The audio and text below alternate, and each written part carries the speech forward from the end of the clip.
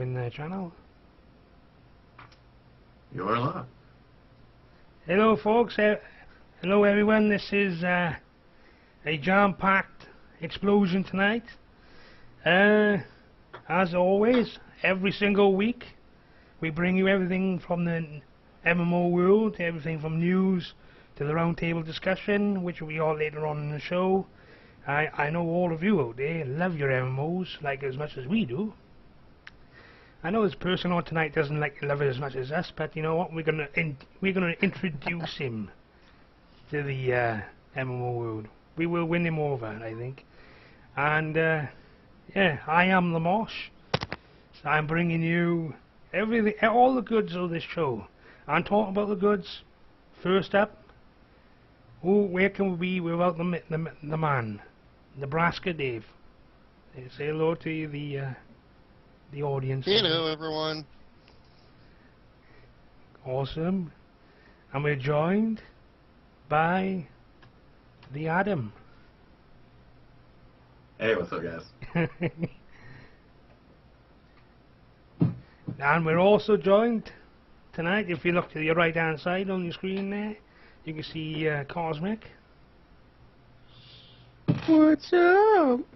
And we got ourselves I would say he's probably a MMO virgin to this kind of things. You know, he's probably he's probably not so informative in the MMO world. But guess what? We thought we'd bring him onto the show tonight. Number one, because he had the video hosting, and number two, he's probably going to learn stuff from us as well. So I thought, let's bring this newbie in. Yep, so that's your guest lineup for tonight, guys. You know, you can see them all on your screen right now. Video shots. Dave looks trying to do the impression of Tron right there. Red Bull going off at Stewie. Cylon from Old Master. So Yeah. crack 'em if you got 'em. That's sodas. That is. Get the sodas out one, but you know, I would so love it. If there was a Friday, it would be beer right now. Yeah. I would ship one to you. The fridge is full, but it'd be a bit of a distance. Yeah, imagine it tastes a little flat. It would. Go ahead and say, Could do Royal Mail. I'm gonna pass on that. I won't send it via Royal Mail. Could do Parcel Force. Nah. I'll bow in the jet over to you. Yep. So that's your guest lineup tonight, guys. You know, we've got a newbie on the show, 3 people want to be on the show previously before, and let's kick this on, guys. So first and foremost, like you previously shows, is the news. First up is Aeon.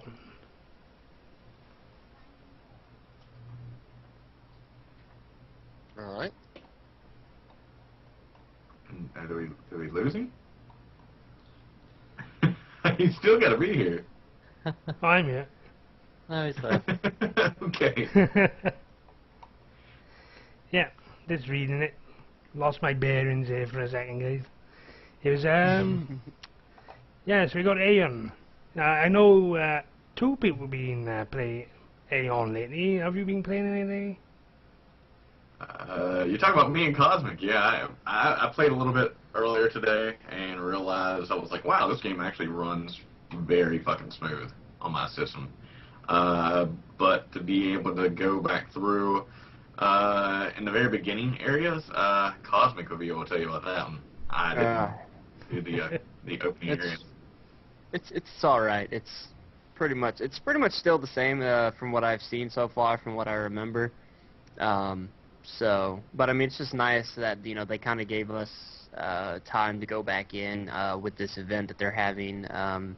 You know, they gave us, basically anyone who had an account, they gave us a week free time pretty much. So, I mean, we get to go back in, you know, see what they have changed and, you know, what's still kind of the same. So it's pretty nice to go back in and like 2 experience weeks? it again.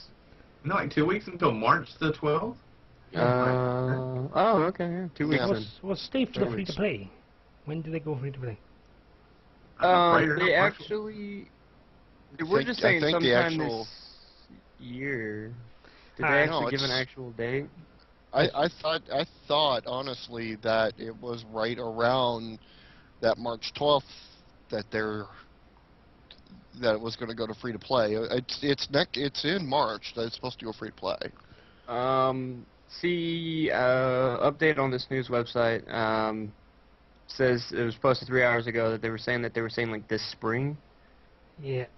Well, basically what the news is that Aeon's rallying the troops for that begins on February the 27th. Each player, whether new, returning, or currently subscribed, will receive bonuses during that time, including a double XP, 30% boost in AP, and Crucible insignias. New recruits need only make an account to begin playing the free extended trial.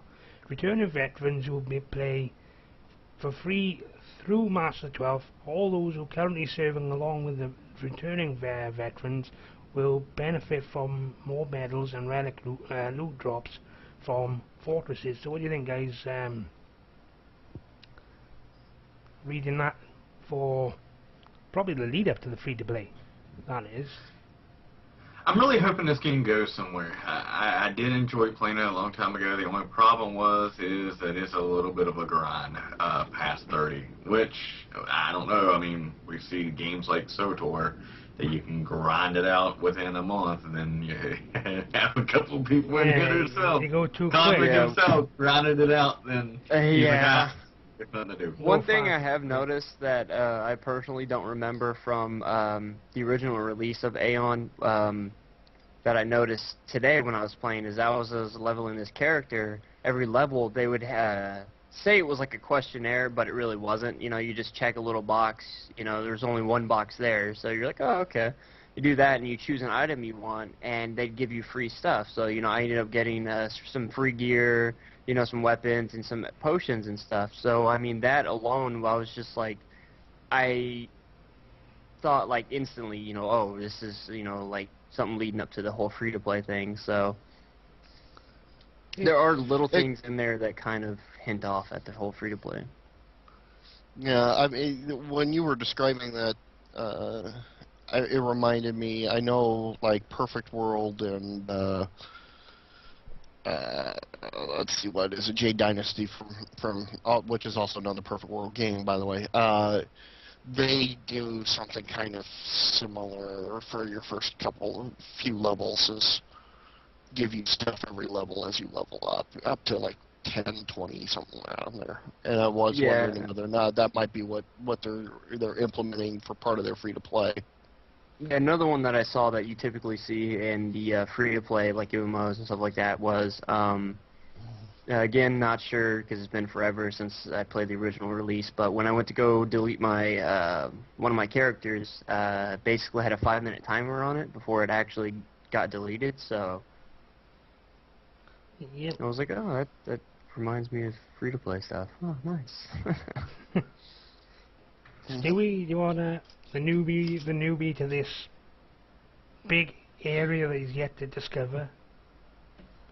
Well, I've seen Aeon before. I've watched my friends play it. It does look a heck of a lot better than World of Warcraft by far.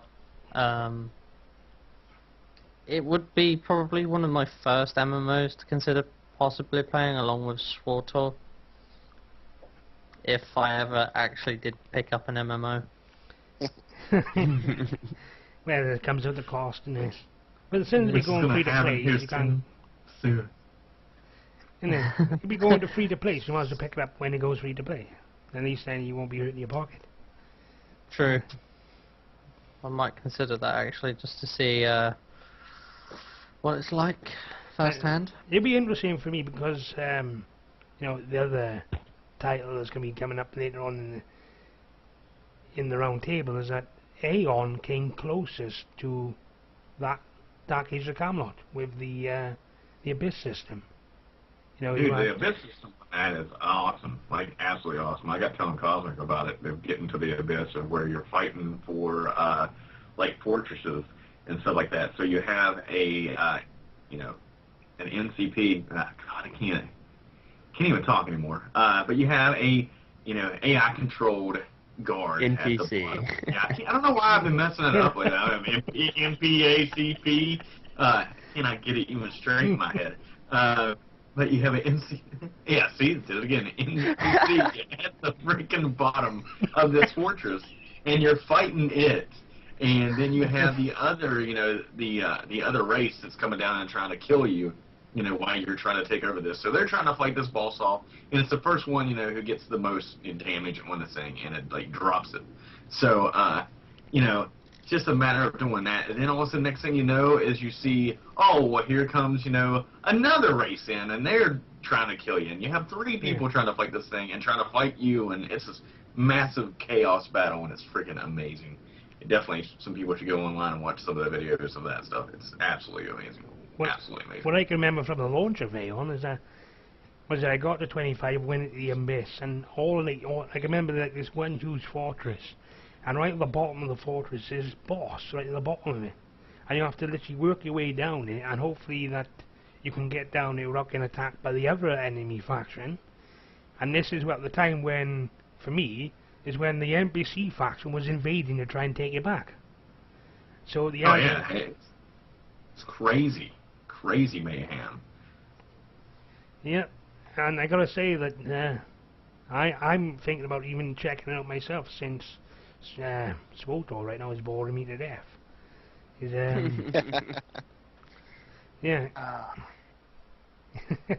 So yeah, moving. As much as I want to love that. Go on. Yeah, so moving on. Next up is, I'm pretty sure we played this. Anybody play this? Champions Online? I've not played it yet. I know Dave has. One moment. He's like, where's it at? Where's it at? He's like, it's here. Just wait for I it. tried playing a little bit of it personally, and just throw my little thing out there while Dave's off. But I mean, to me, just the whole superhero things, I don't know. There's been a lot of them coming out, and it's just, I don't know. It's just not my thing. I like taking my typical, style MMOs. Before Dave shows us his thing, what the news is Champions Online rolling out role and stat changes. Like many MMOs, Champions Online is at the heart of the game of numbers. Your character type focuses on certain stats, and you want to make those stats go higher. But sometimes the way these work together is a bit less intuitive in the live game, so hence some recent changes to super stats and regular stats on the test servers. The biggest change assigns 1 primary and 2 secondary rather than 2 super stats to players, which alleviates the current problems with super stats. Certain pairs of super stats work poorly together and are poorly represented in itemization. So what do you think, guys, from what's the statement there coming from Champions Online? What's your opinions? Well, okay, here, so you guys can see it. See if you can see that. See that there? That's one of the paper and that's one of the paper and pencil champions books. Okay. Now look down here at the authors. See the second name. I've never seen it. Who is that guy?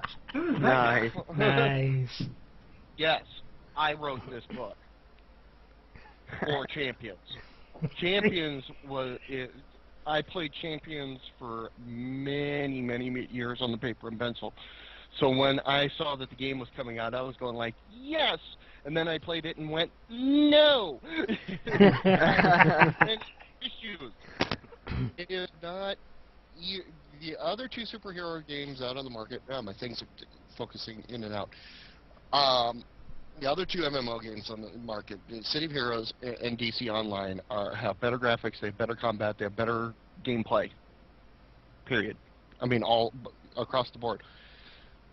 Champions have the best story, though. which is kind of the problem, is because I like the story behind things. Champions actually has the best story.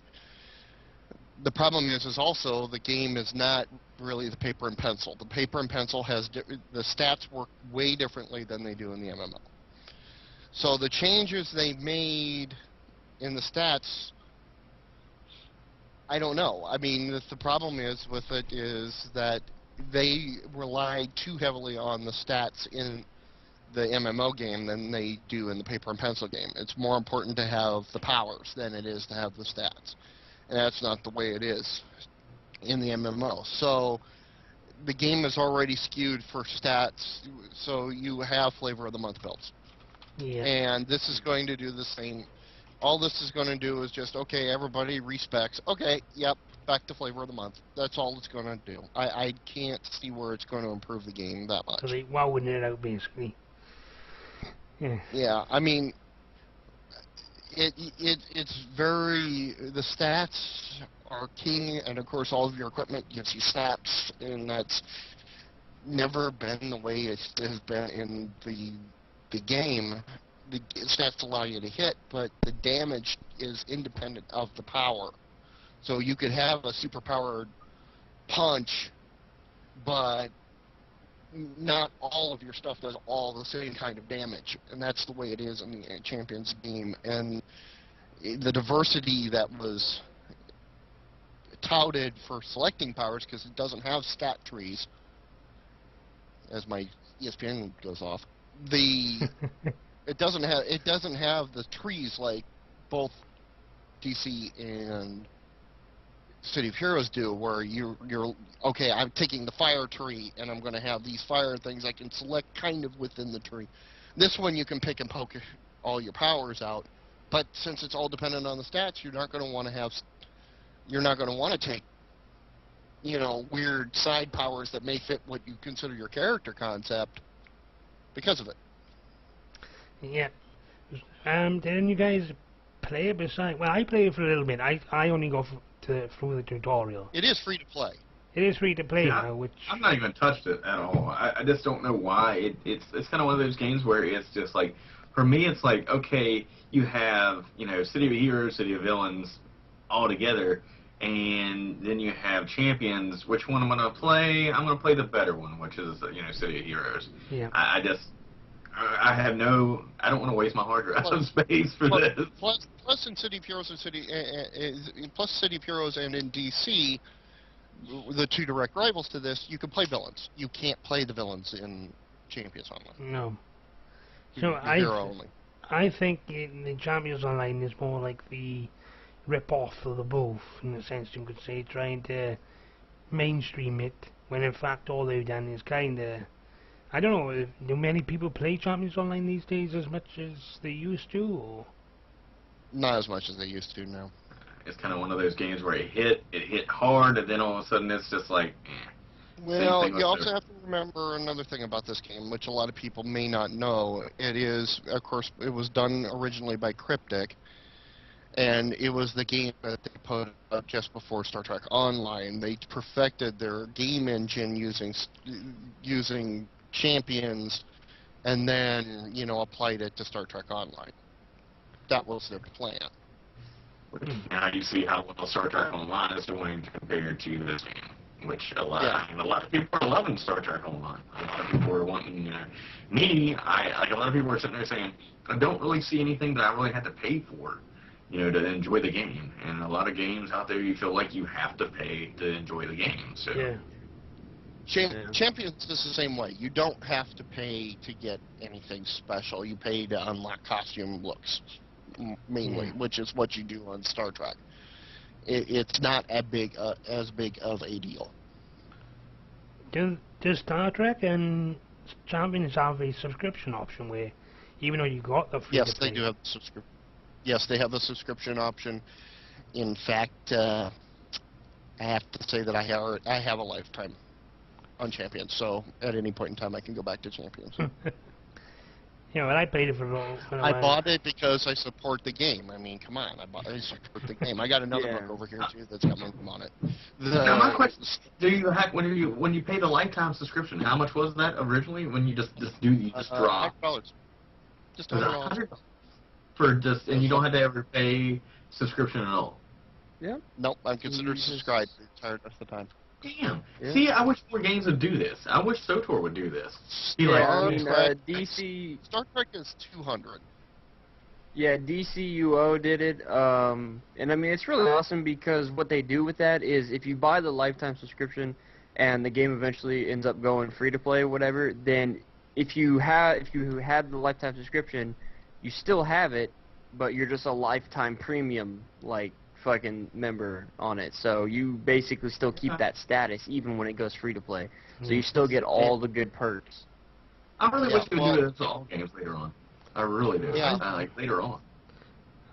I would. I love SWOTO to do it. Even like games of the past. Lotro does it. Lotro does it. Lotro does it. Lotro Really? does it. D&D Online does it, from my understanding. So, I mean, those two... Now, realize, now Perfect World now runs Star Trek and Champions. So, they basically fit it into their model. So, now the other thing is... Now, I'm not positive about this, but Perfect World has had, for all their other games, a unified currency. Uh-huh. And so you buy the currency on the website, and it will apply. You then apply it to whichever game you play out of their site. And I think Champions is in that, but I don't think Star Trek is in it yet because of the the amount of popularity. They didn't move that into this yet. But that way, if you want to buy a costume here, you're good, but you pay $10 on their website, and it's like, well, I want to apply only $5 to this game, and then I want to apply $5 to Perfect World or to J Dynasty or whatever. Yeah. You can do that. That sounds pretty good. I agree with it. I wish more MMOs come up with a lifetime thing, because it would only serve to purpose and keeping the MMOs alive. Knowing that they can always go back to it. So moving on. Terra, again. I won't say too much because not allowed. Are we? No, it's still NDA right now. You have to sit there like Sergeant Schultz. I know nothing. You know nothing. I think the only thing we can say is it's Cosmic's new addiction. And it sounds like his Adams as well. From what I've seen of it, man, telling you, it's got that. The bad thing is about this game is the reason why that we're kind of like, don't want to really jump in it is because it's the lawsuit shit. The lawsuit is basically this was going to be Lineage 3. This was the system that Lineage 3 was going to run off of, everything like that. The game, anyway, the game code. And what happened was... Engine is the word you're looking for. Yes, I don't know where my brain is today. Apparently, if I'm off work, then my brain is off work completely. But it's like the game engine is basically the same code that was supposed to be for Lineage 3, and now you've got all this going on, and I don't want to jump into it and be like, yes, I love this game so much. Then somebody come along and be like, oh, just rip that away from you.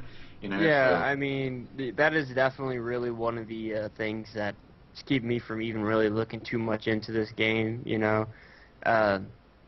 Because I've had it happen to me. Where and I don't know about anyone else, but where you buy the game and you start paying for it, and the next thing you know, the game shuts down a couple months down the road, and then you're just kind of left out, with nothing. And the game that did that to me, it was APB, and it's just, I mean, it just sucks. It's a terrible experience, and I mean, until we start hearing more about this lawsuit and everything like that, and I see kind of how it's gonna go, then I'm probably going to stay pretty much away from this and not even worry about even looking too far into it. For me, it was Hellgate London. Yep. Oh, Hellgate London, yeah. Well, it's coming back now. Yeah, Yeah, it's already already out. Oh, really? But Free to yeah, play. no, On a free it's to out. play. It's out. Damn. It's free to play now. But Check it when out. it went out, I had a subscription to it because that was our secondary game for our MXO crowd.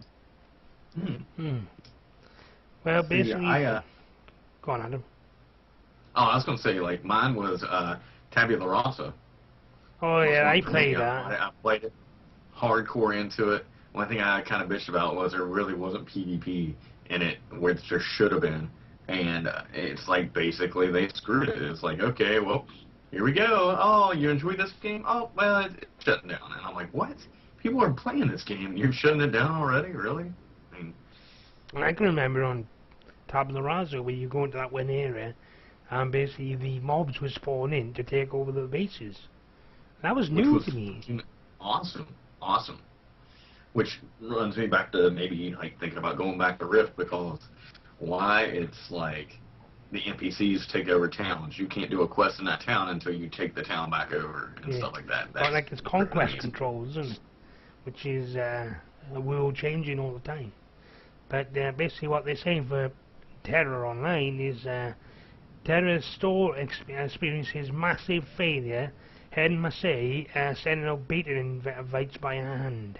While Terra's second closed beta event is in full swing, right this very second, plenty of potential testers are raging at the heavens because the online store won't complete pre-order purchases and deliver the codes. Pre-ordering the title was the guaranteed path to beta, so it's understandable that players who had hoped to give this title to the test drive. Head Massey responded with an explanation and a solution for the store snafu. According to the studio, the store provided experienced a massive failure yesterday, which caused the issue with saving purchases to the hard drives.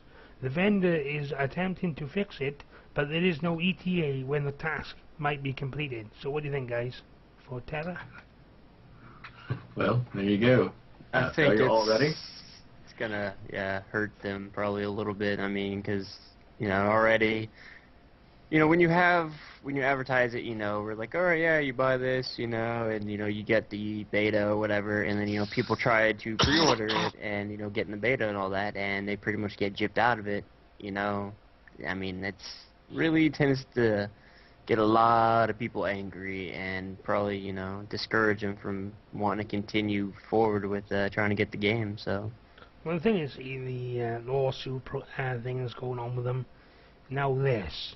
That's only going to hurt them further, and the game's not even out yet over here or over there, for Europe and America. So this is kind of reminding me of all the fiasco that happened around, like with Age of Conan, when Age of Conan came out. It was things unrelated to the direct gameplay that caused some major issues, and that's what it seems is happening here with Terra, which might curse the game.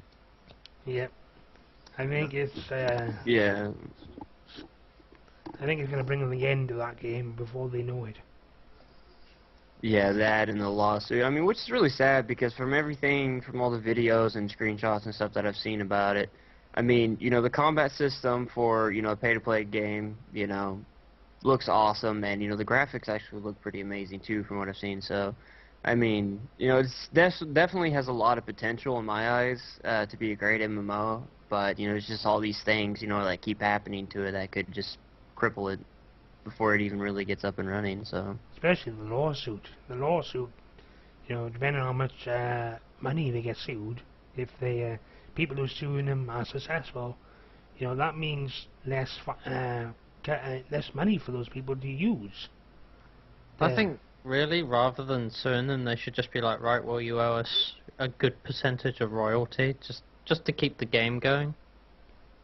Yeah. Well, yeah, I mean, that would make sense Yeah. to go through and be like, hey, let the game run, whatever you get off of this, the subscription-wise, we get a percentage of that because you being a douchebag and taking our code. Well, Yeah, and I mean, it's pretty nice because their pre-order stuff, they actually, like, their standard edition is going for, like, 50, as opposed to, I think, usually when new MMOs come out, they're usually, like, 60.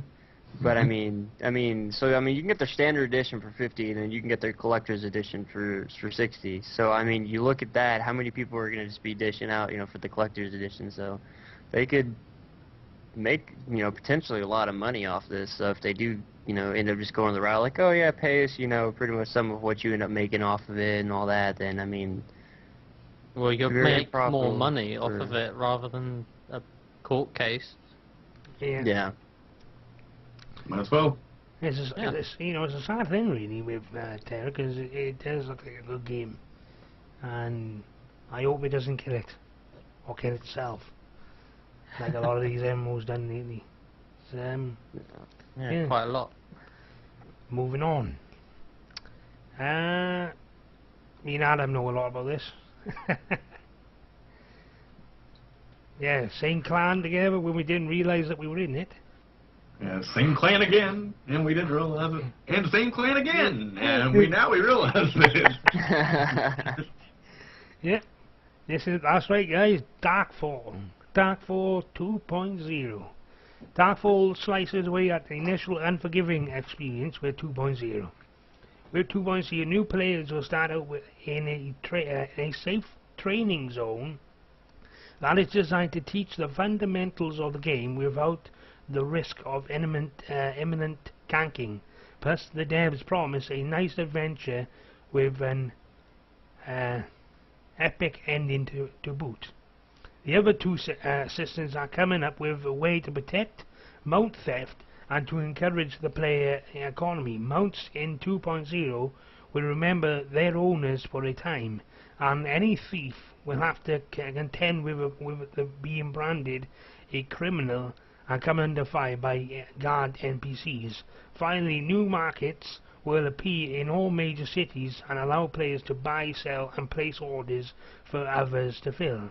There is one catch to shopping, however. If you buy an item from another city's market, you have to either travel there personally to get it or pay the surcharge for delivery. So, Adam, what do you think about this for 2.0? I bought this game twice. I bought it for I think it was the EU version, and then I bought it for the NA version because you weren't allowed to play on the NA server until like later on. It was like 6 months down the road, so people could catch up and wouldn't have big, massive, stat gain after you came over and been like, oh, well, I got 100% in this kind of magic and I can just wreck you to all the new players. But then started to fall off whenever there wasn't anything going on. It was everybody was going magic, nobody was going melee. Oh, mana missiles being shot everywhere, and that was it. And they split the community, which was stupid. They should have just stayed on one server. Yeah. That's it, and just left it like that. But it's with this new system they're talking about, and where new players being able to go through and start up. I know Cosmic played a little bit as a new player and was scared to death about going out and being like, I just got all this stuff, now somebody's going to kill me, and I don't want to lose all my shit. So I think this new system is awesome. Definitely, just from what I've seen of 2.0, I mean, it does look interesting. Because, like Adam was saying, I did try it out as a new player, and, when you read up on it and you see what type of game it is, it's this really hardcore game, it's like you can lose everything, just starting out. And I think for them, basically, changing it to where you can, it's going to teach new players the fundamentals of the game without having to worry about getting ganked and all your starter stuff stolen and, just being screwed, basically. That's awesome, because now people will actually be able to learn the game, for a little bit, and then, not have to worry about getting their stuff stolen. So I think you could definitely open it up a little bit more to a lot more people, because I think with it being such a hardcore game already, it kind of limits the, crowd that wants to play it. So I think it just kind of limits the number of people, but I think with them changing this, it could definitely open it up to a lot more people. Yep. And I like this market system they got, where basically you set up a market. That's new. A lot of people are going in this stuff. It's like, I know that Zion just started a new market where it's like every Wednesday and Saturday you can go in, trade up your stuff, load up, and go and sell all the stuff, and then that's freaking amazing. That's absolutely awesome. I like the idea of being able to go to a major city, and that also gives, like, the idea of going to a city in this game, because a lot of times in Darkfall, you already have your city built up, and you just stay there, and that's it. Yeah. You stay there, you go around your area. It doesn't give you a whole lot of wanting to go explore and stuff like that. But this idea of having to go from one place to get the item, oh, it's being sold here, and I have to go there and get it, or I have to pay an ass ton of money to get that kind of stuff. That sounds absolutely awesome. Yep, I got. You know, I don't remember. You know, there's a lot of. You know, Darkfall is one of those games that it's anybody who doesn't like PvP or is somewhat timid is probably not going to be this game for you, because in this game the bank is your best friend. You're not right, Adam. Yeah. Yeah, what is this, Dave? What are we waving our hand about? Yeah, no, that's the reason why I never ended up on Darkfall, even though I had signed up for the beta way back when. Was because of things like you guys are describing. It is definitely a hardcore PvP game. There's just no way around it. You've got to be ready for that. Yep. And if you have a computer, and at the time I had a computer that could barely handle any sort of PvP really in Matrix Online when I was signed up for the beta, and when I found that, I was like, nope, sorry, can't do it. I just don't have the computer for it. Now I don't have the reflexes for it, so it is. I love the concepts that they introduced in there, and I really wish a lot of other MMOs would adopt some of these concepts. And of course, the game that we're going to be talking about later too.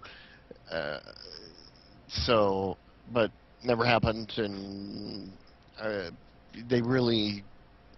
I mean, for PvP though, this is probably one of the better games out there, and the 2.0 is going to be a lot better for it too. Oh yeah. Oh yeah. And I gotta say the political map, the political system in this game. You know, me and Adam can remember the when Darkfall was just one server on EU. The political landscape was phenomenal. You know, you have all sorts of stuff going on in forums. Yeah, it was absolutely ridiculous, because you would have to be like, okay, well, this person's aligned with this person. If I kill them, I'm going to piss off this group of people, and I don't want to piss off this group of people, or I don't want to go through and take all their shit. And it's just so much political stuff to that. And that's what we're kind of finding on Zion lately, is that there is like a lot of political stuff going on there. This group is kind of, you know, buddy with this group, and this group wants to help out this group, and you kill one person here and take their shit, somebody else is going to come by and take your shit. So I love the political game in these kind of games, because you have to go through and you have to, it's not like, you know, WoW or anything else like that. You play the game, this is what happens, this is Horde, this is Alliance, you kill the Horde, blah blah. That Yeah. kind of stuff. I mean, definitely like these, you know, more robust systems, because it actually does make you think about your actions, you know, before you do them. Whereas, you know, like you're saying, like WoW and all that, you know, has such a kind of, you know, simplistic system to it. You can basically do whatever you want without having to worry about, you know, any kind of, like, reaction from, you know, someone else. So, but with these, you know, open PvP games, you know, like Zion and Darkfall and stuff, and, you know, that political system there, if you do something, you might, you know, step on someone else's toes and have to worry about them later down the road, so. And the other thing you got to think about is that Adam knows this about Darkfall, is that there was multiple alliances as well, so you might piss somebody else off, but you might realize that you just made yourself a good friend some way by stepping on their toes. Yep.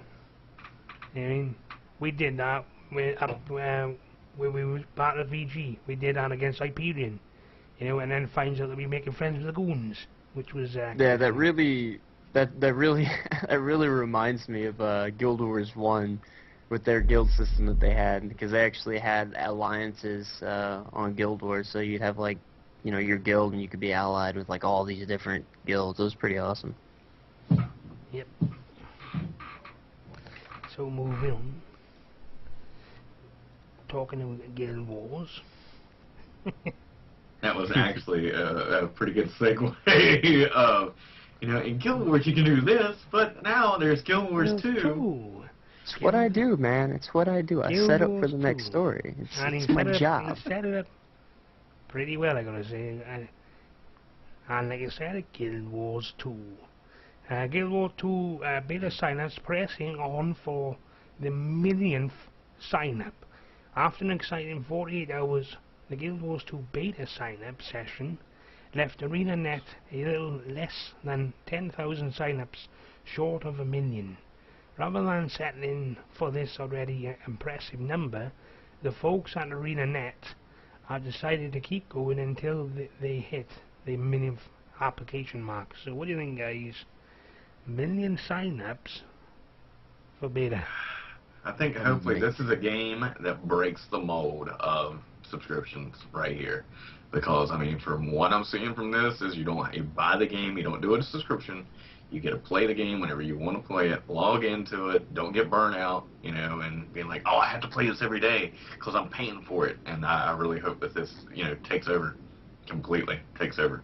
Yeah, I definitely think that this is really impressive, and it really shows, how much of a following, just Guild Wars in general has, because I'm pretty sure a lot of people who signed up have played Guild Wars 1 and enjoyed it, like me, myself. I pretty much, when I heard that they were taking sign-ups, I was like, oh god, we got signing up, because, that, and, anyone who's new and hasn't played Guild Wars 2, they start seeing all the stuff, like Adam was saying, you basically buy the game, you don't have to pay a monthly subscription, which is the same way they had the first one set up. You just bought the expansions, that was it. That, and, if you look at all these videos and stuff like that have come out, especially after, I think it was like a week ago or something like that, they had a press beta weekend, and all this new information and videos started coming out after that, they allowed the press to do.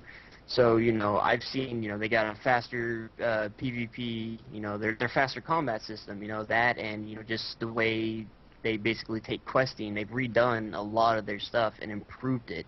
And, they have some pretty unique things in there that I think really pull a lot of people in. Yep. And talking about Guild Wars 2, all of us right now, you can see on the screen, guys, we're all members of Blacklisted, which we forgot to advertise at the beginning of the show, guys. And we will do it right now, because this will be a great segue into this. Is that, if you want to check out what Blacklisted is, guys, go to www. Dave, do you want to take it on? blacklistedgaming.org, and we have our new website up and our new forums up. So, oh, sweet! I have not got to check that out yet. Yep, there's a brand new theme to the forums. Thanks to Peanut Fox, he created us a new theme. There's in there, guys. You're happy to go yourself and apply right now. There's a Guild Wars. We got ourselves a Guild Wars 2 section in there. So anybody's interested in Guild Wars 2 and want to join Blacklisted, go and say hi and play. Simple way to apply, guys. Pretty easy. Oh my, I like this. The website looks amazing. Mad props to Peanut for definitely setting that up. And I mean, he even has the Blacklisted Twitter thing right there, so the whole feed, so you can just simply go to the website and boom, right there you're on the Blacklisted Twitter. So I don't see any Zion in there underneath games. I don't see any bikini pics, Kima. Oh man. Yeah. Yeah, but Guild Wars 2 is that. I'm pretty sure, I'm looking forward to it. Especially the skill system is looking phenomenal. You know what I mean? Yeah. What's really getting me about it that I thought was really impressive was, one, is their improved combat system. They made it, faster, so it's not as slow as the first one was. That, and the way they're changing, your leveling and you're fighting your mobs, between land and water is very impressive, because you go from land into water, your entire skill bar changes, and then like if you're fighting a mob underwater, you pull them up onto land, their abilities that they use completely change. Like in one of the videos that they actually released themselves was they went in the water, they were fighting this, like, monster, don't even know what the hell it was, but they pulled it up on land and it started breathing fire. And I was like, wow, that is really impressive that they can have that, you know, robust of a combat system with just a mob. That would make sense if you think about it, because the mob's not going to be able to breathe fire in water. You know what I mean? Yeah. So it's... Or use water skills on land. I can't wait. Yeah. I mean, it's really impressive. I think they've really done a great job, and from what I've seen, it looks like it's going to be a phenomenal game. Yep, looking forward to it. And like I said, guys, interested in playing Guild Wars 2 with us, sign up to blacklistedgaming.org, and we'll see you all there. So, moving on. I won't say too much because this is my part where I have to keep my mouth shut. SOE shows off PlanetSide 2 anti-aircraft battery creation video. Guys, if you go straight to the PlanetSide 2 website, you can see this. SOE senior artist Roel Jovelinos, I can't pronounce his name properly, walks us through the creation process of nanite system anti-aircraft guns. So I can't say whether I am or not. I cannot neither confirm or deny I'm in beta. But anybody want to take a shot on this? This game looks absolutely phenomenal, and I cannot wait for it because I played the first one. I want to play the second one. And it's free to play, which is awesome. So hey, if I want to buy a gun to use it, I'm gonna do that. I'm trying to keep my mouth shut because of you know, be some awesome stuff I've been seeing, but yeah.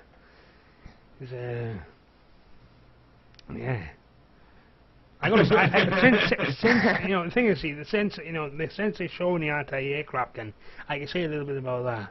It is quite deadly when used. Put it that way. Dang. It is quite deadly when used, that anti-aircraft gun. You hit the right spots. I think it's pretty awesome how they're just kind of... Well, it's not really awesome. I think it's kind of messed up how, you know, SOE themselves, they just keep releasing these little tidbits about these little things, you know, like pretty much, you know, every so often, like, they release, like, these new weapons or whatever, you know, they show them off, and I'm just like, oh my god. It's like, release some videos of in-game footage already, you know, we want to see this. Don't just give us still pictures and, you know, stuff of, you know, creating, you know, the actual weapons or whatever, you know? It's like, give us actual game footage, please.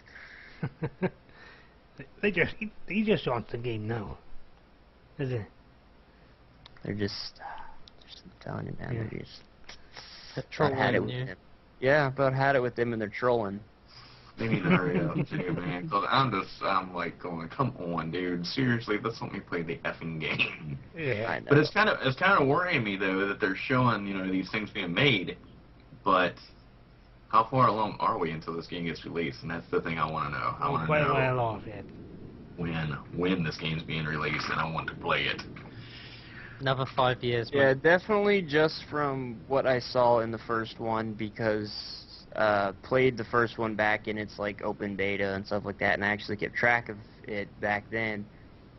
The first one stayed in beta for a while. I mean, they had a lot to work out. I mean, they might have learned a lot, but I mean, with them going through and trying to change up the system, and then having to go through, you know, with an updated graphics engine and do all this, I mean, they're gonna be in beta for a while. I can, you know, say that, you know, with...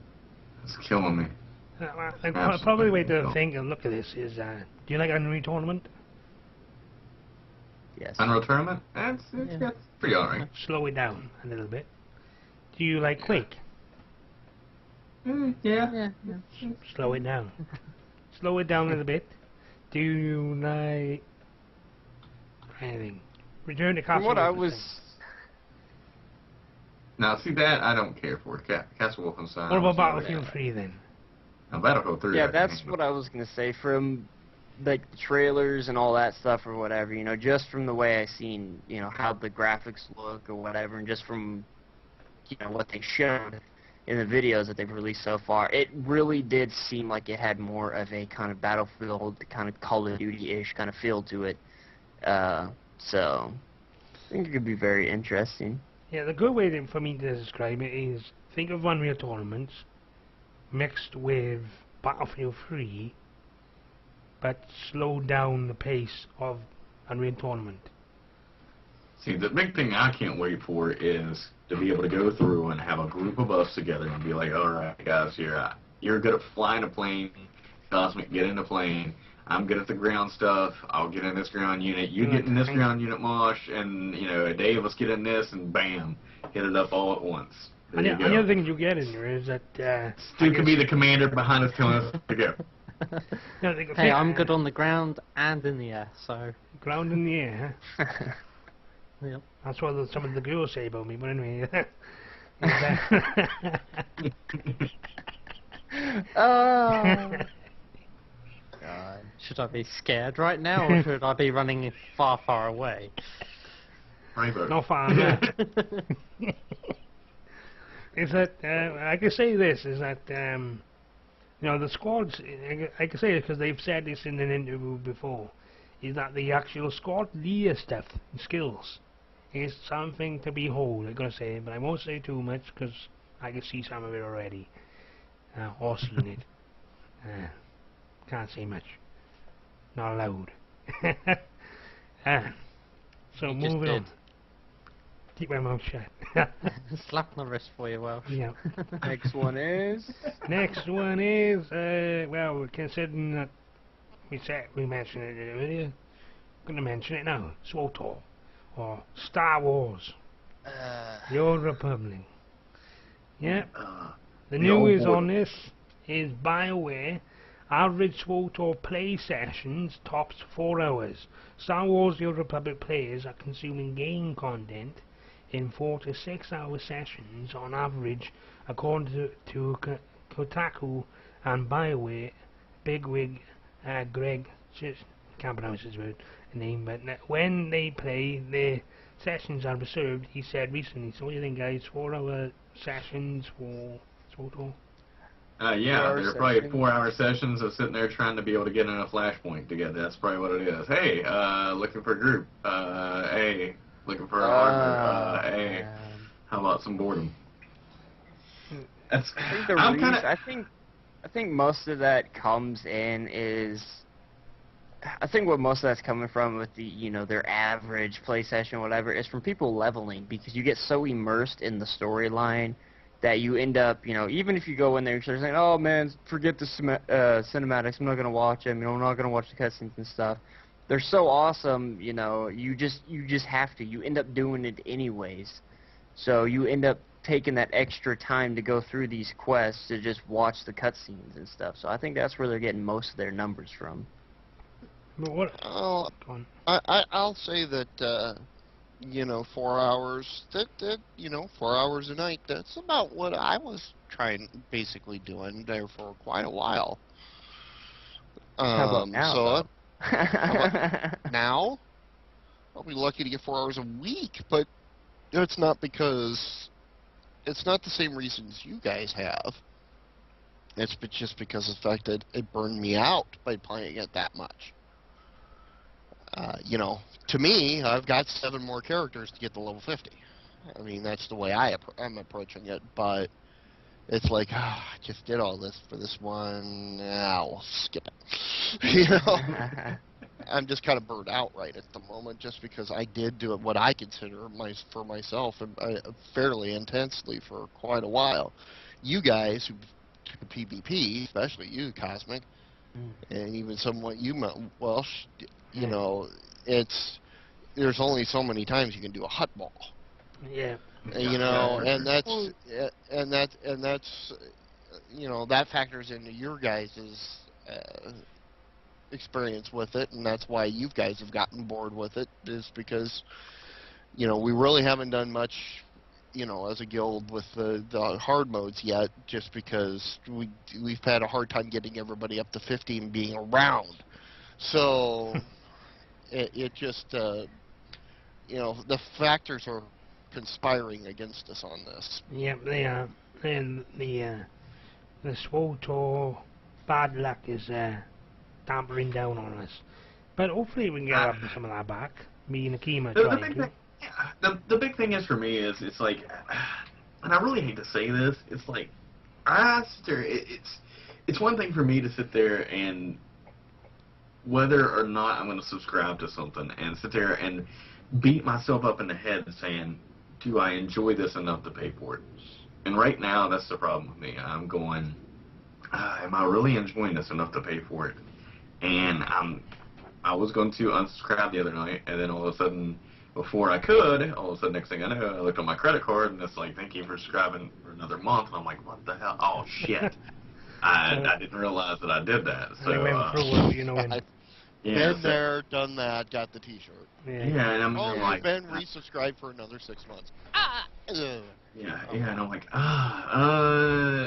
you know, I'm gonna give it some more time, give it another chance, go through and do some stuff here. If I can get the guys in the house to do things of actually playing together. But the problem is that we've all got, you know, Twisted Metal right now. We're trying to play together, which is fucking horrible right now. Trying to link up, which I think they fixed a little bit today. But got that. I'm in the Starhawk beta for that. I'm in some other betas I can't discuss. Probably about 4 right now, 4 different betas that I'm in right now trying to check out. And it's just, I'm overwhelmed with games right now. I mean, hell, I've even got this bitch right here, Gamefly. I've got it, and I haven't even popped that disc in yet to even play. It's just, I've got way too many games on my plate right now. And I just don't know if I'm which one you play or want to play enough. That's the thing. I mean, that's the thing. I think the answer for the PvE side for SWTOR is to improve the damn looking for group system. Oh yeah, that's absolutely horrible. They need to sort that out because they need to just go ahead and just go, you know, pat WoW on the back and say, congratulations, you set up an awesome system for your stuff. Now, can we borrow that? Because that's pretty much what they need to do. Bad, really bad. The thing is, you know, when I said prior to SWTOR, I said this, you know, I hope they don't bring a Dungeon Finder in, because I don't want this to turn into a cross-server thing where you lose that server relationship between everybody in there. Because you remember on WoW, before they brought the cross-server stuff in, you can always remember who the next person was on your server. But whereas when I brought it in, you lost that flavour. Now with this, it's kind of fun. You got that you team up well with these people or not. Yeah, on SWTOR they kind of got it, but the looking for group system is actually diabolical. They need to improve it so that it can look for classes on your server. So since it's only server based, then they need to improve it so that it can integrate all the 50s on it, or all certain levels for these different types of flashpoints. Because otherwise, what's the point of using a chat when a lot of people are not even on the fleet? You know what I mean? Yeah. So to me, I think that they really need to, if they want to save SWTOR, they need to get in it real quick and fast and sort the damn bugs out. That's one thing as well. Which Cosmic, you know, ranting and raving about the damn bug with the loading screens.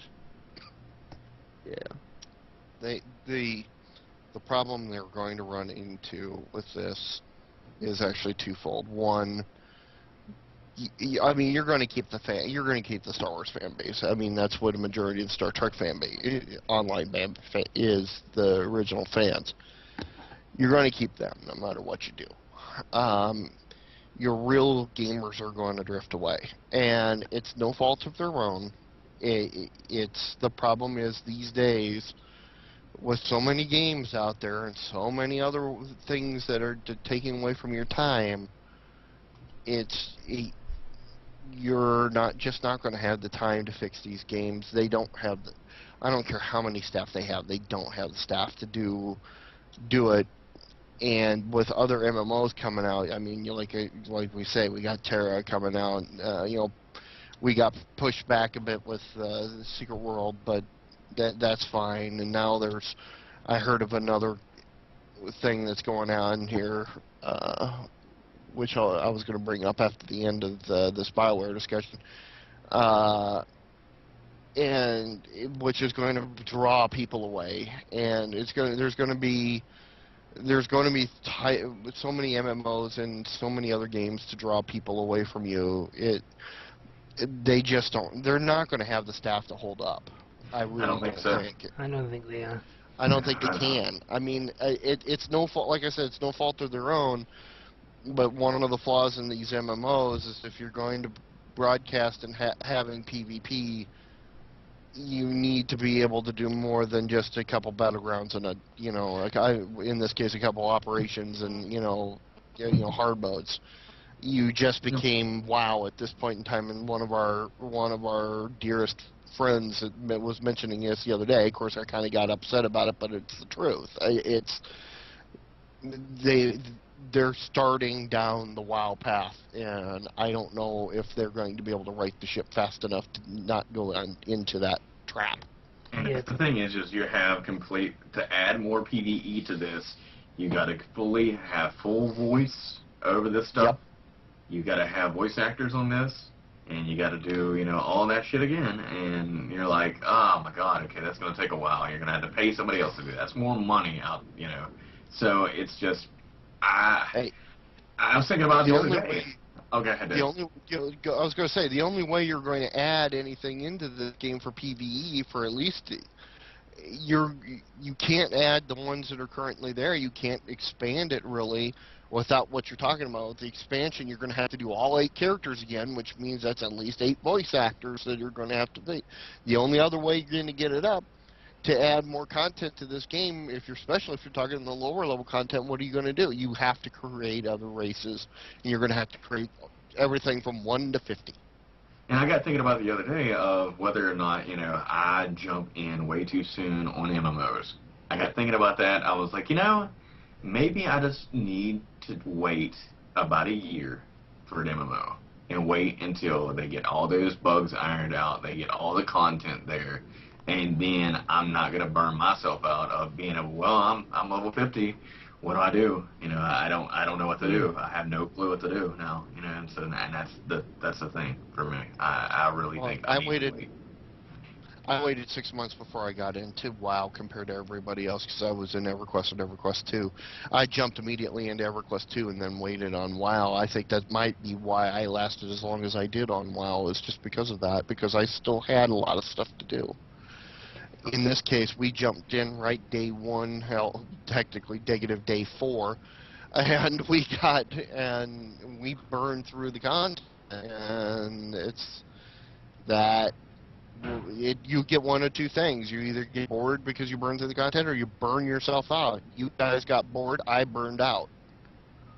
Yeah, I think that's it. And I'm afraid any MMO that comes out, from Terra Online to Secret World to anything else from now on, we're going to end up with the same exact problem.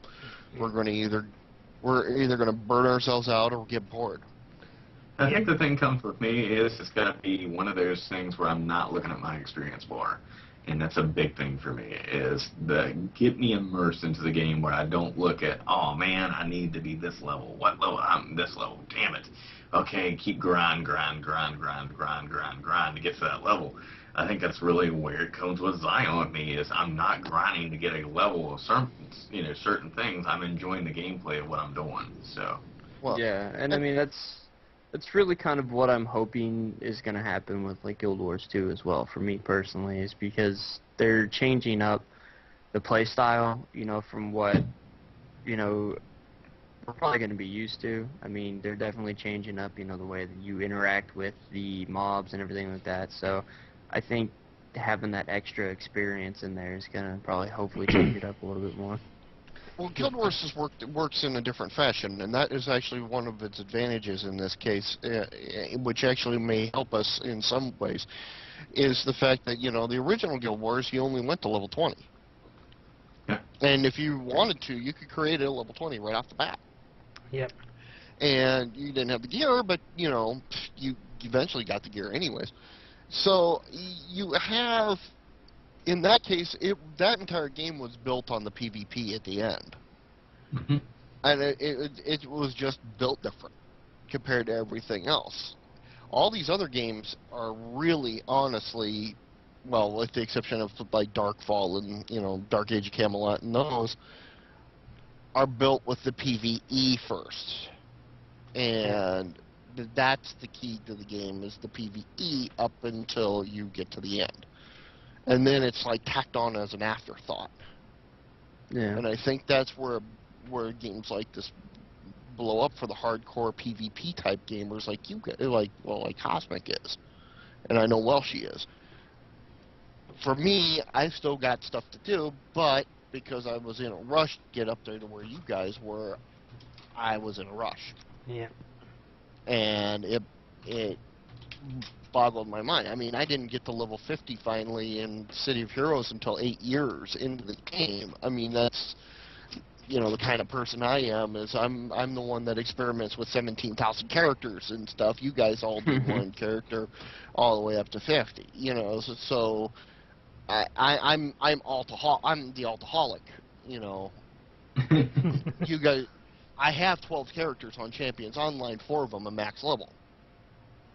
See, remember I just said that I don't play Champions Online anymore? I still have 12 characters on the damn server. City of Heroes, you don't want to know how many characters I've got sitting on City of Heroes. Yeah. That's the thing for me, is it really is. It's one of those things where I want to enjoy the in-game content. And the in-game content for Aeon is, or Ion is for, the fortresses and shit like that. Okay, that's PvP and PvE all in one. And SOTOR is supposed to be PvP and then PvE to a certain extent with the, the flashpoints and the hard modes and things like that. And that's really where it comes down to, your gameplay style. And I really feel like that, they push this game out a little bit too fast and don't have the content there to keep people. And as everything else is the game everybody else goes back to, is whenever, okay, well, this game isn't what I want, I'm going to go and I'm going to play WoW again. Yeah, they And go that's what back everybody to the does. one that works. You know what I mean? Yep. I think, on SWOTOR, Indeed, I do. and he's already Yeah, the exactly. Cosmic's done it. You know what I mean? Yeah. Yep.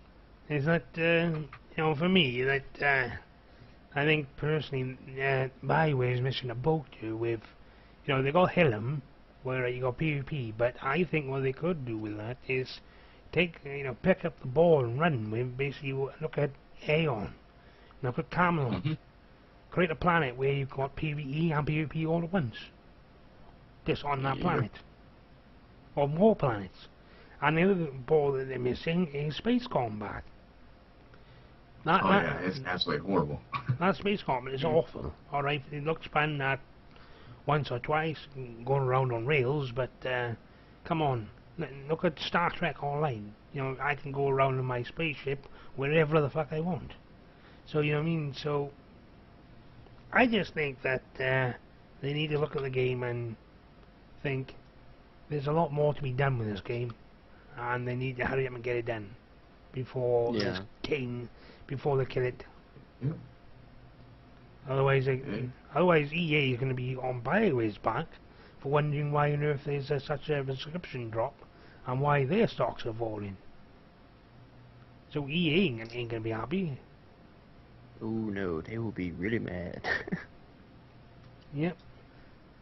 So, looks like we've got Dave doing something. I think it's time for commercial break, I think. Alright, well, I'll go ahead and you want me to hit it?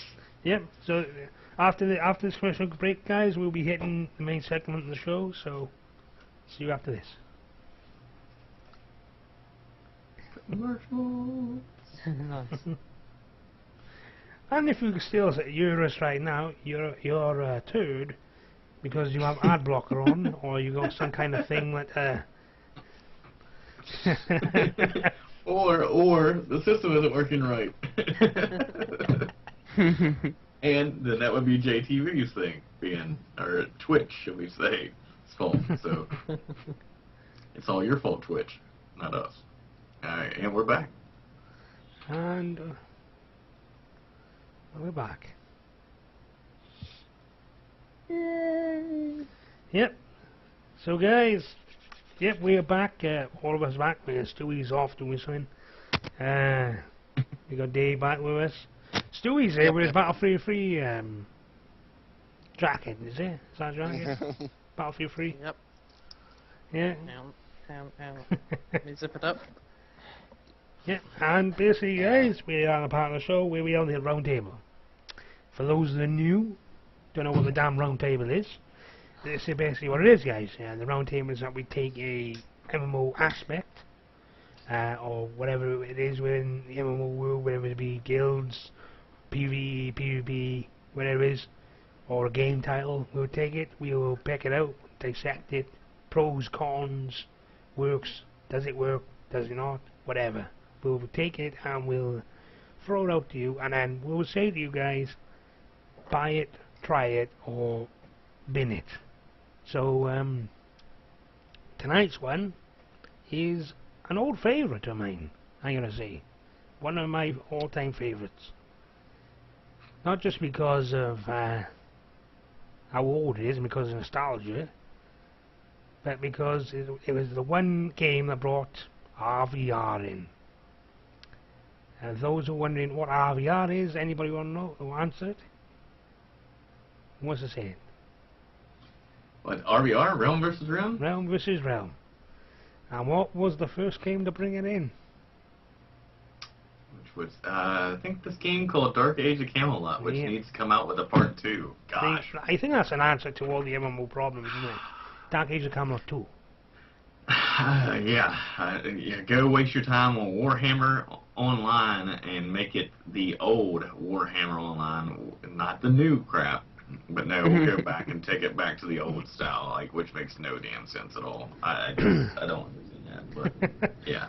Yeah, and I gotta say that, you know, to bring us into this, I thought I'll show us a video. Now, this is straight off YouTube, you know, this is some gameplay footage, and we'll talk about what we can see through Dark Age of Camelot, and we'll begin this video. So, if you can look right here, now for people who don't know what Dark Age of Camelot, it's basically around the time of King Arthur. And you have Albion, which is Britain, Iberia, which is Ireland, and Midgard being Scandinavia, Norway and Sweden. Hence the round table. Round table. The round table discussion of the round table. Yep. Which is, So, you guys ever play this? Dark Age of Camelot? I played it. I don't know if Dave, Cosmic, Stu played. I did not. Oh, You missed the gem there, gotta say. Hang guys, This- be right back. absolutely awesome. Absolutely awesome. Yeah, I really I, didn't start getting into the whole MMO scene. Honestly, like, WoW was really my first MMO, so. You know, the problem was with me is at this point in time when it came out, I already was on 2 MMOs, and I didn't want to go to a third. Really? Which MMOs were you on? Let me see. EverQuest The first one? and Asheron's Call. At the time. Well, basically, Ashland's Call. Really? See, Yep. I played 2, which was big flop. Because it was the game that I was like, I saw videos of it, and Asheron's Call was like, oh, and you can rebuild the world and stuff like that. And all of a sudden I was like, oh, this is awesome. You can build in the world and make anything that you want to make. And it didn't happen that way. It was totally lies all around completely. so what do you guys think of the creation bureau? He came in on there with, I think he picked Midgard, and remember Midgard is basically be like a Minotaur. Yeah, I love the fact that it goes through the lore of, you know, each area of going through, you know, this is the lore of this, and this is the lore of this, you know, and Celtic lore and stuff like that. It's absolutely awesome. And then, you know, you got into the PvP part of it, of taking over fortresses and towers and things like that, that actually mattered, which was just amazing, absolutely amazing. And then, And you know, you have, you know, all that battling, which is the quests are awesome too, and it's like one of the first games that ever like kind of linked mobs together. Like Yeah. you would hit one mob and they would be in a group and they'd all come at you. Come And I after remember you like, and- oh yeah, I messed up so hardcore.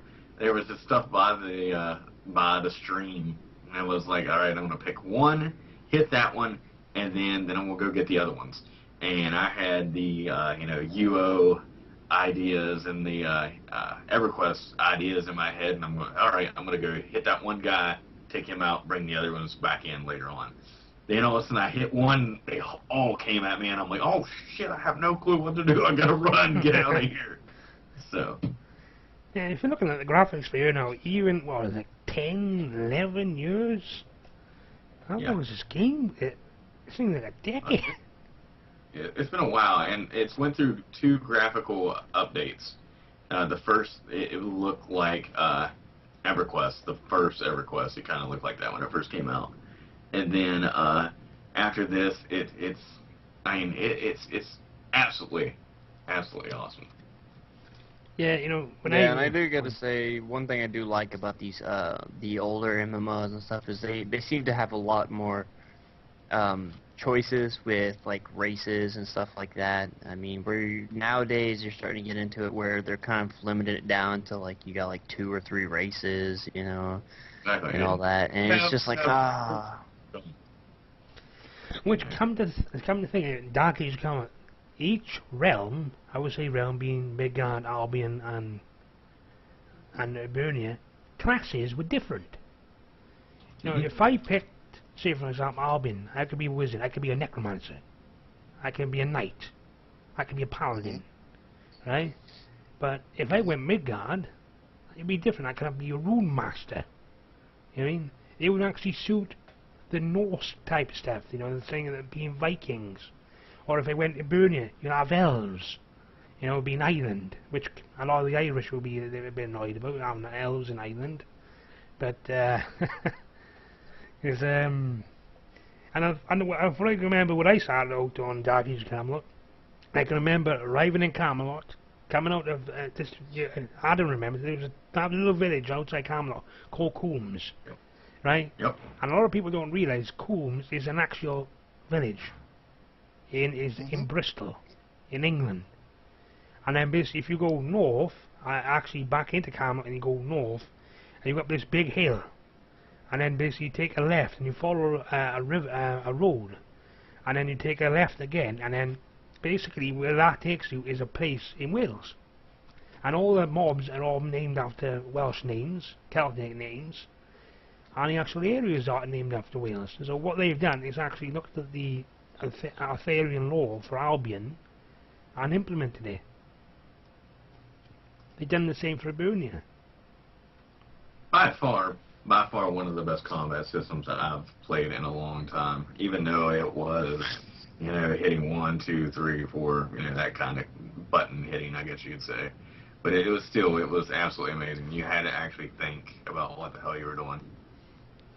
You know, it's like, I can remember, you know, the RVR is what this game rides off.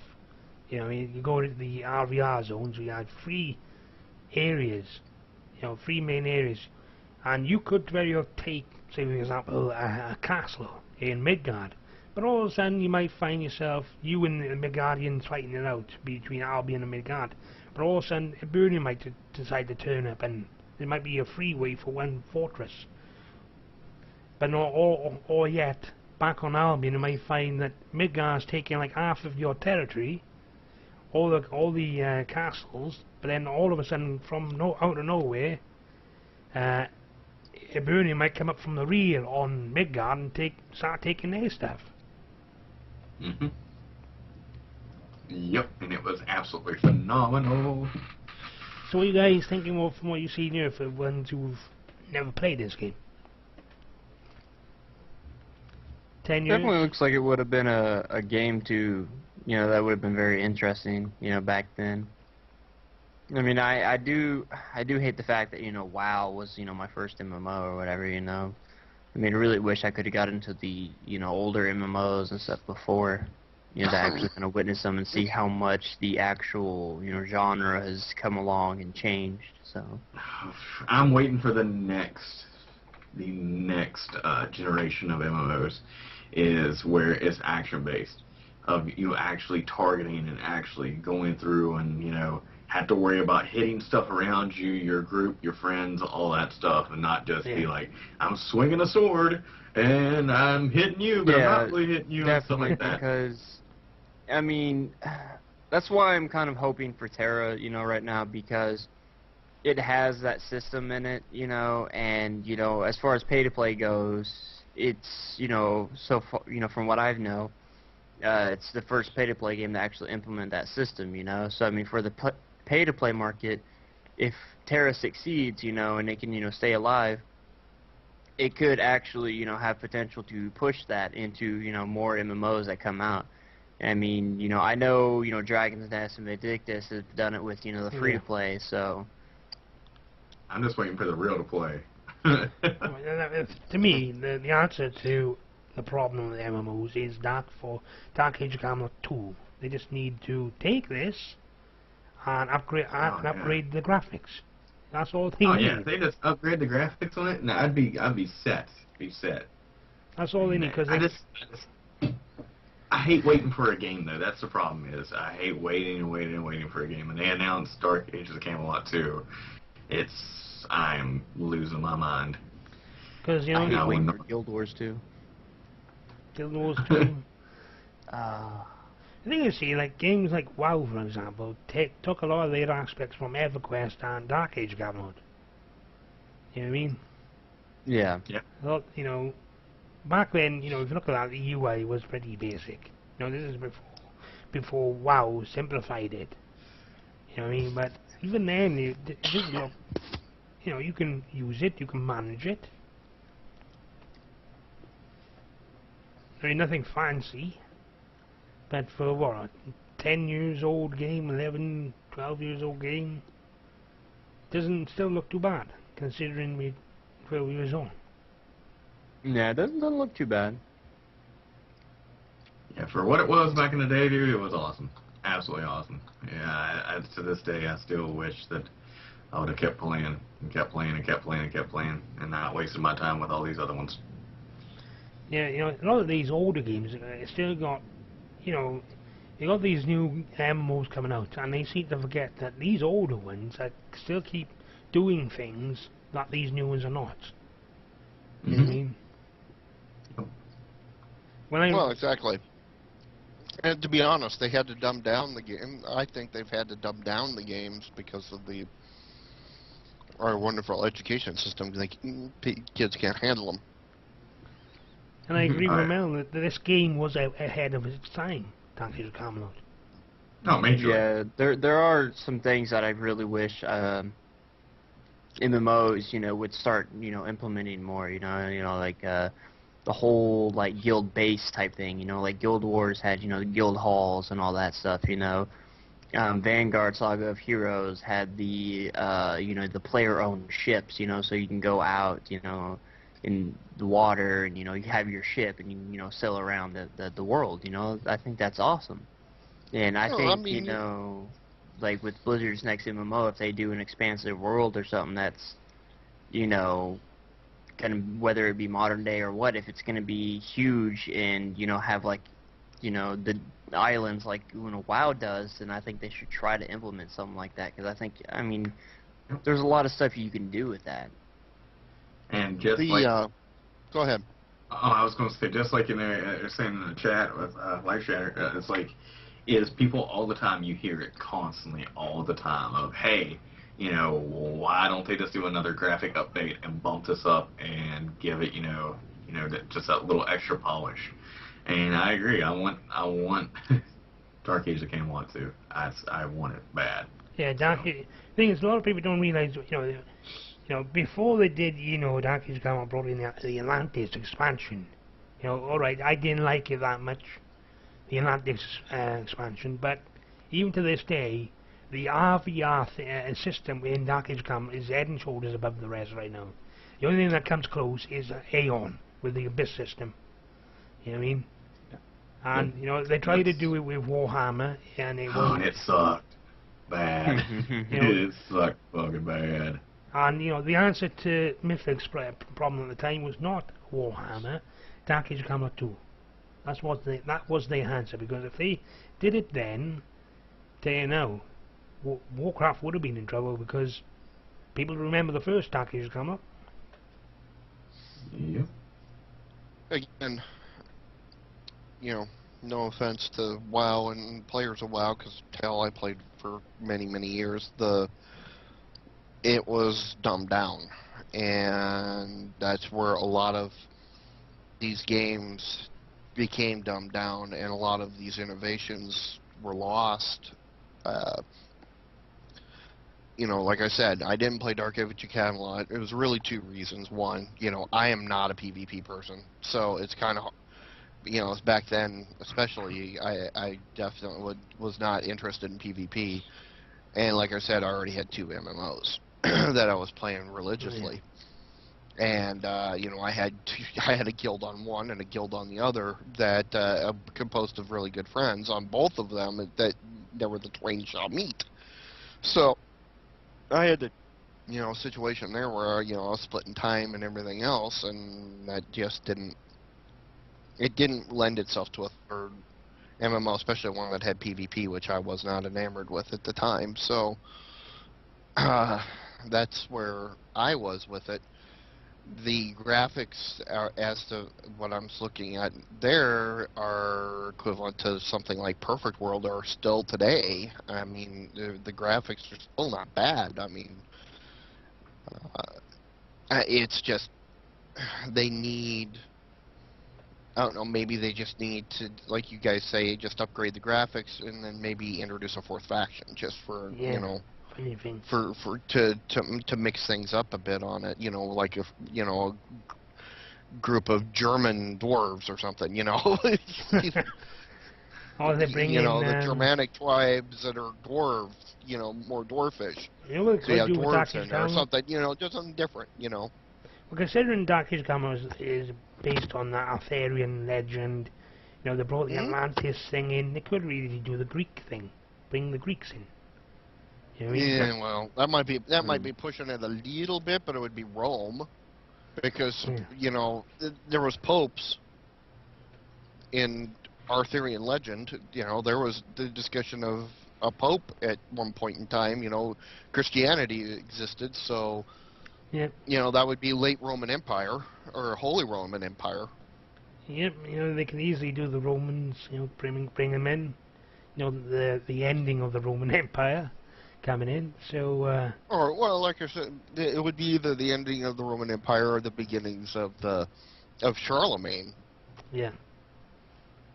He's that. The other thing is as well, Dark Age Camelot did have a PvE thing as well. That I can remember when they brought the Minotaur expansion in. The Minotaur in the dungeon for that was. Today, people will look at that and think that's old. Why do I want to play that? But back in this time, it was phenomenal. I was playing my Necromancer for PvE, because Necromancer, I'll give you a great example. If I take Cosmic, there was this castle area, and basically it was all these undead mobs there, and I can take him at level 5. I be max level, and I can boost him in levels. I just take him up, put him back in the corner. I just round up all the mobs. Me as a necromancer, I just bring a wizard with me, and we just knock down all these mobs, and he'd be 5 up to 25 in about an hour's worth of grinding. Yeah, I think with nowadays MMOs, I mean, they're just having trouble, with all these newer MMOs that have come out, the past year or whatever. I mean, I think their main problems have been is they've just had a lot of trouble actually keeping their players entertained. And I mean, Dave brought up WoW earlier, with me, the reason why I keep falling back to WoW is because it's really been the only MMO that has been able to keep me, slightly entertained and wanting to pay for it, because I enjoy the PvP on it, and, if I want to go on there for a little bit and do some PvE stuff, I can quickly get into one, really easy. So, I mean, that's why I keep going back to it. And, you know, it makes me feel like, you know, hey, I can pay my $15 a month for this, you know, and be all right with it because, you know, there's stuff I can get on. You know, if I want to get on there real quick, do something, I can do it quick and not have to spend, you know, 30 to, like, you know, an hour or whatever, you know, trying to find a group for an instance. So Well, the other thing with Dark Age of Camelot as well is that, you know, in comparison to WoW, is that you can be easy and well to get into a PvP match or a battleground. But Dark Age of Camelot was the same. If the moment I go into the Realms area, I bet you money it won't take me 10 minutes until I'd be fighting someone. Oh yeah, because there was many times that I actually went into a realm area that I didn't realize I was actually stepping into it. I was going over and I was like, all of a sudden, the next thing I knew, well, I'm in this, you know, I'm good. I'll be fine. I'll be fine for a little. And then all of a sudden, the next thing I knew, bam, I got 5 guys on me just beating my ass. The other thing, I can remember when I was leveling up, I think I got to level 20, I think it was. And I went up into this area. There was a horse outside, and basically, Albion, you got, as you come out Camelot, you follow the road down past the wolves, past the snakes, and you go north. And basically, there's the realm entrance, and outside is the horse, and he'll take you area. Now, if you go through that realm entrance, I went up there as level 20, going into this area. One of these places, I can see a lot of fortresses, a lot of castles on my map. But I just wondered what these were, so I just went across, and this higher level comes out of nowhere, it beats my ass, and all of a sudden I find myself spawning at the nearest castle, and I think, what's going on here? And all of a sudden I can see like a lot of these reds, like what's these red tiles? And I realised they're trying to take this castle that I just spawned in, and I can see all these people up on top of the castle walls, all these wizards, all these warriors, paladins and so forth, trying to knock them off. And the funny thing is there was a lot of spell effects coming off those wizards. Oh, tons of stuff, man. There's so many. yeah, Oh, gosh, that's got me wanting to fucking push for Aeon so bad, because I remember now. Oh, man, so much awesomeness is happening. So much, you know, worrying about the NPC. Now I can finally get my brain out of my ass and say that, which the NPCs, and also worrying about the NPC faction that's coming, plus fighting off other people and stuff like that. Gosh, just epicness. I was talking about that. I remember. I'm pretty sure the people who used to play Dark Age remember this. Is that when they brought the Minotaur expansion in, sometimes in the realm area, the Minotaur would actually come out and mess it up with people as well. So you'd actually go in once the other faction trying to take a fortress. You just come out of nowhere and actually flank someone from behind, and all you can see is the enemy getting killed. One thing that I've kind of been noticing stuff is like you guys are, you know, talking about these stories, you know, especially Welsh was talking about, you know, that basically the castle siege, you know, thing. And with those kinds of experiences, I think, you know, back then, you know, the reason why these games were really able to capture a lot of, you know, people into it and keep them entertained was because of interactions like that could get people so immersed in the game that you know, it seems like nowadays developers just scratch them out. Like you look at the free-to-play games, you don't see really immersive situations like that. Whereas you look at the free-to-play games, you see these kind of things more often in free-to-play games than you do pay-to-play, which, I mean, it kind of sucks. I mean, I don't understand why they would take those out. Yeah. I think it's because mainly they worry about, you know, whether the graphics are too nice or aren't good enough, or certain aspects of the game aren't up to the standards they want it to be, and they're not really putting themselves in the position of the player. They need to be able to look as the player and say, oh, well, this needs to be better, and, you know, how can we make this game more immersive? That's a lot of games. It's not just MMOs, it's FPSs as well, that are doing that same thing, where there are bits of the game that just don't feel right. Don't feel it. Especially the long-term MMO players, they always remember the old days where these new MMOs coming out and not capturing what we used to feel for these games. You know what I mean? That's why we're jumping from MMO to MMO, because it's not captured the sweet spot. Mm.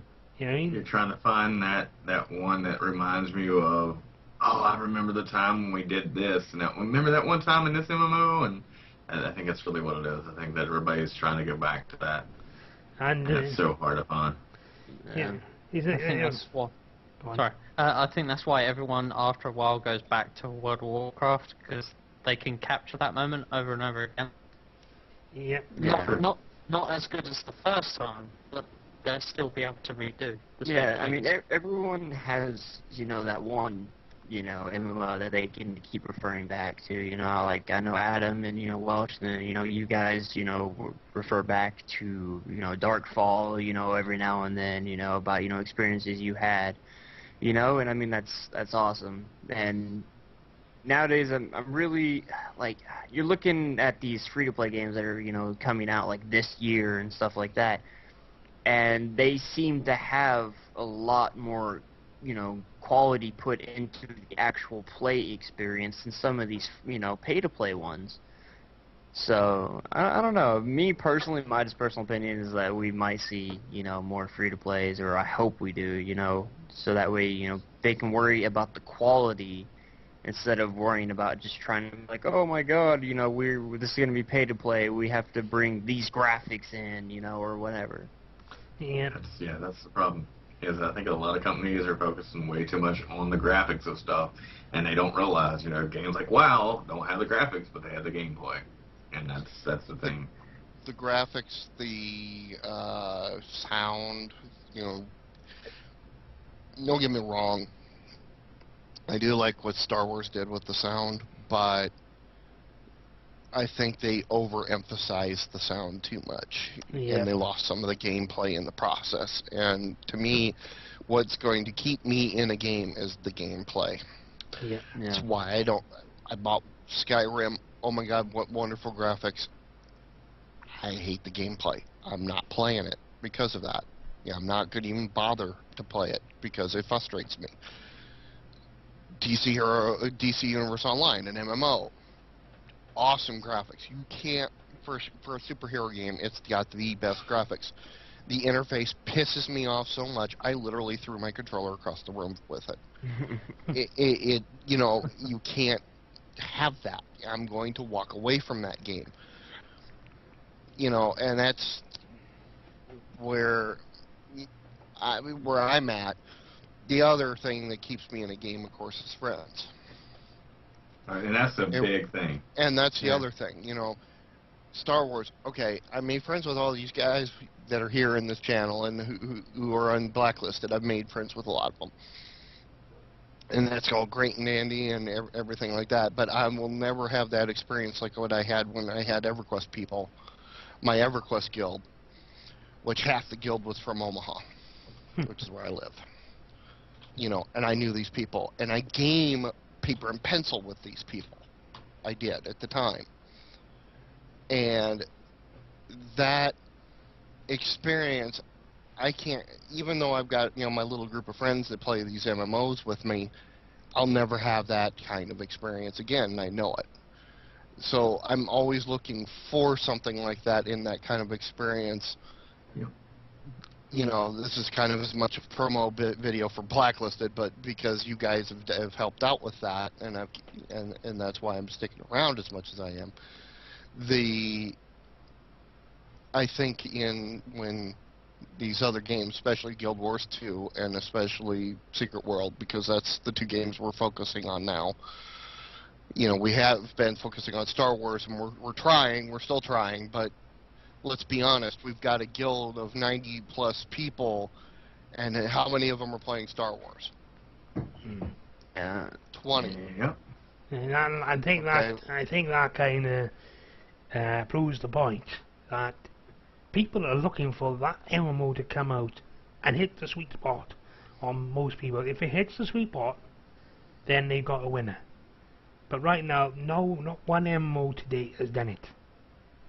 No. And that's the point. And to me, that even now with Dark Age of Camelot, if they were to just go and re-release it, in maybe even with the graphics they got now, alright, a lot of people say our graphics old. I will still play, why? Because I know they got content there. I know that the RVR is awesome. I remember the old days, and more importantly, that they know what they're doing with Dark Age. They know what they want. and they're going to keep to it, no matter who's going to tell them how to influence them in a different way. Yeah. You know what I mean? So, go on. Yeah, I'll tell you, I would play it if it was free to play.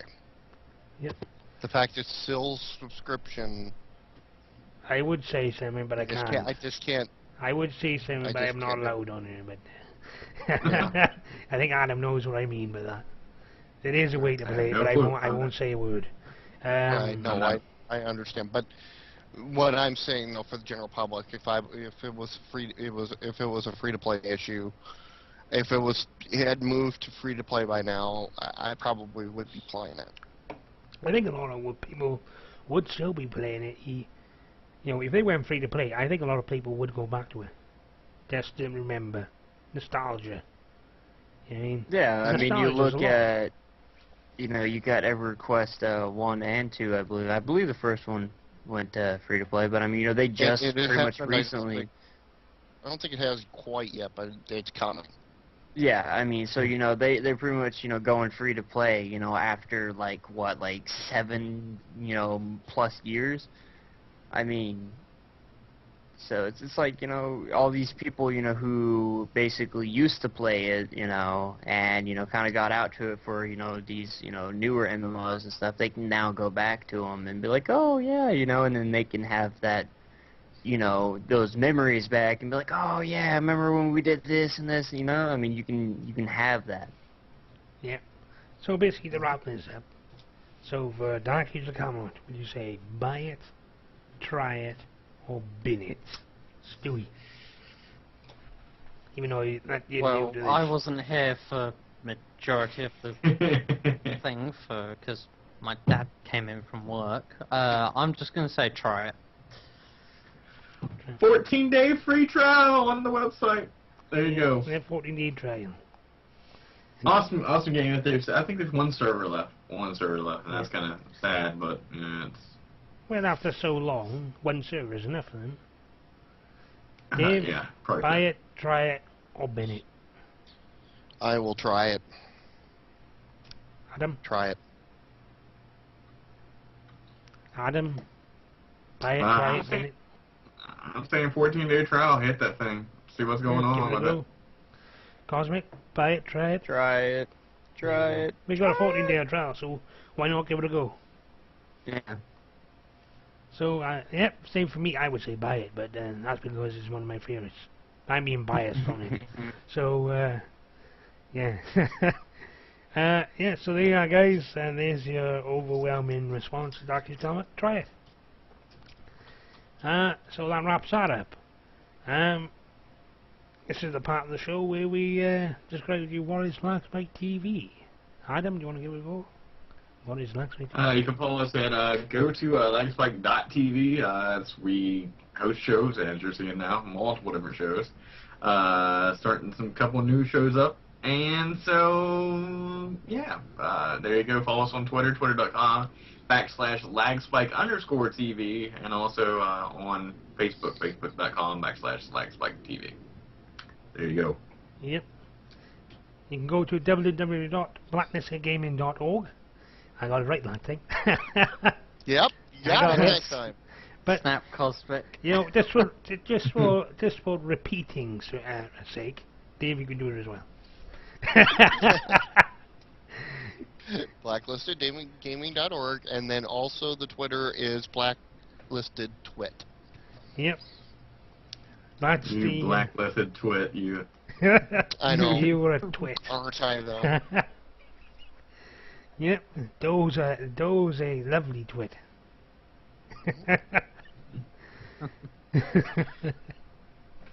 Yep, so there you are, guys. If you're interested in playing any MMOs that Blacklisted are playing, go say hello, come play, do whatever. They are playing this game called Zion. It's not on the website yet, but hopefully. We've got Star Wars: The Old Republic. We're waiting for Guild Wars 2. We're waiting for Secret World, and in the meantime, we're also playing Zion, which is actually xsyon.com. that we downloaded the file and we were foolish enough to buy. And no, I'm just joking. That game is a sandbox game, and a sandbox MMO, which means you start with nothing.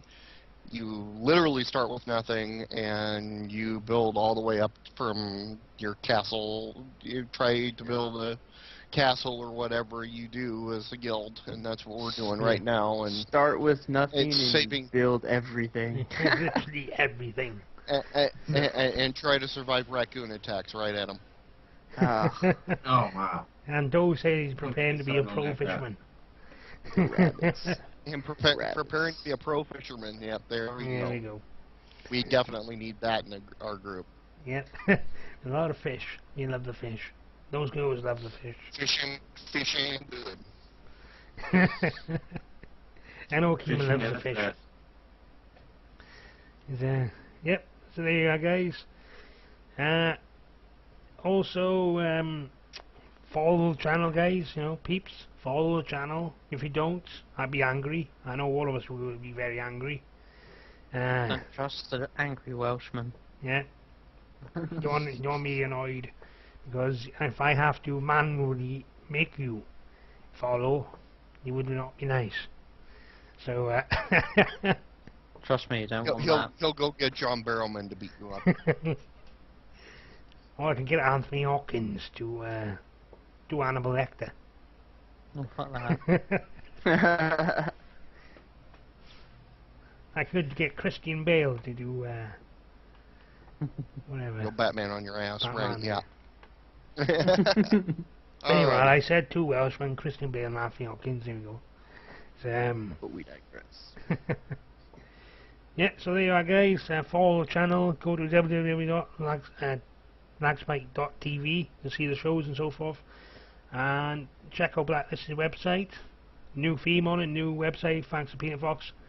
And this has been XpLosion for you. So this has been a good night. So what do you think, guys? Good night for you. You enjoy it? Excellent night. Yeah. I'm gonna get on a little bit of Zion here later on. Oh yeah. And I'm Hunting gonna get parties. killed. Hunting I'm gonna parties. get killed. And you need to broadcast it. You need to broadcast Oh, it. we do. We need to do this hunting party because I think we got a lot of the Zion people wanting to see more. They Yes. were raging this week. Like, where is the Zion? Where is at? it?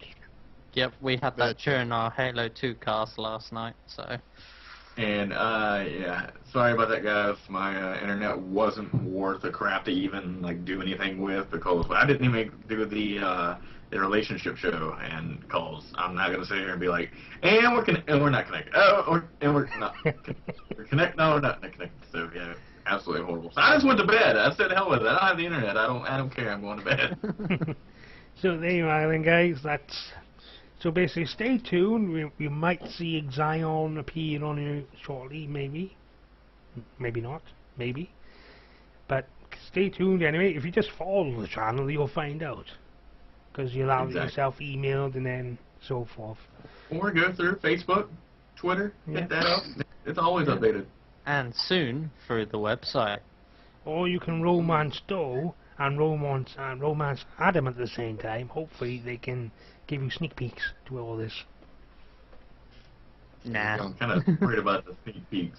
Ooh, We'll leave that to the Welsh. that'd be a comedy. We don't do a comedy show, I'm just saying. I mean, sneak peeks, that would be a comedy show for That all would you be out there. sneak peeks. I'm just Tell you what I'd saying. love to have a sneak peek of, though. She's not on the channel. Zion. Zion. Alrighty. Right, so there we are, guys. That's it tonight. So, whip it out, is it, though? Yeah. Oh, man. So, we will all see you all next week. Same time. Au revoir. Same time, same place, same website, same part of the world for everybody else, I hope. That's if the world doesn't end by then, but 2012, you never know. December. Don't worry about it. Yeah. We got time yet. So see you all You got next time to week. play all the MMOs you want. It's Yeah. December. Don't worry. Maybe only like 4 months worth for Guild Wars 2 when that comes out. Or if it comes out in time for it. Yeah, so there you go. See you all next week.